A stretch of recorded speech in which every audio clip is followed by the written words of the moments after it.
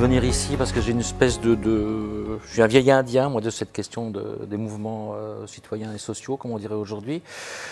Et que j'ai peut-être aussi, bon, avec mes activités de chroniqueur à la RTB pendant une dizaine d'années, j'ai aussi peut-être le recul de... J'expliquais tout à l'heure que j'avais passé un bon bout de temps de ma vie à être praticien, à travailler sur le comment, et puis une autre partie à essayer de m'expliquer pourquoi je faisais ça en vérité. Donc l'ensemble des deux donne peut-être une espèce de couleur à ma présence ici, allez savoir. Et moi, j'ai parlé dans le panel qui concernait la démocratie, la décision politique et les attentes citoyennes. La question de la sémantique a été vraiment très présente, je trouve, pendant toute cette matinée. Comment dire les choses? Quels mots utiliser? Quel récit faire aujourd'hui pour demain? De quoi s'inspirer dans ce qui a déjà été fait hier, voire avant-hier, pour nourrir nos pratiques d'aujourd'hui? Comment nommer les gens? Comment nommer les choses? Est-ce que le mot citoyen est un mot qui peut encore ressembler à quelque chose? Le mot démocratie est-il un mot qui cache autre chose que son sens premier? Enfin, toutes ces choses-là, effectivement, qui découlent du fait qu'aujourd'hui, beaucoup de mots sont employés pour cacher le sens premier de ce qu'ils veulent dire. Mais vous voyez bien que les éléments de langage dans la récupération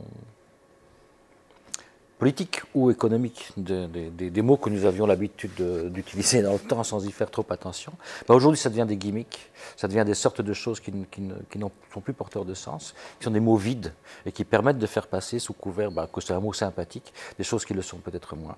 Alors je la trouve très riche, moi, personnellement. Je trouve que c'est très intéressant qu'effectivement la première lecture soit faite par on va dire des praticiens de terrain, que la deuxième soit faite par les intervenants dans le public, et qu'une troisième peut être faite, le cas échéant, par les scientifiques eux-mêmes, que j'ai trouvé pour le coup assez timide, moi, sur la défense de leur travail dans les travaux que nous avons faits ce matin. Tout à l'heure, on a dit ou la violence ou la pensée. Ou la violence ou la pensée, ça résume beaucoup de choses. Donc, ça pourrait même aller jusqu'à comment penser la violence, hein? Ou est-il violent de penser?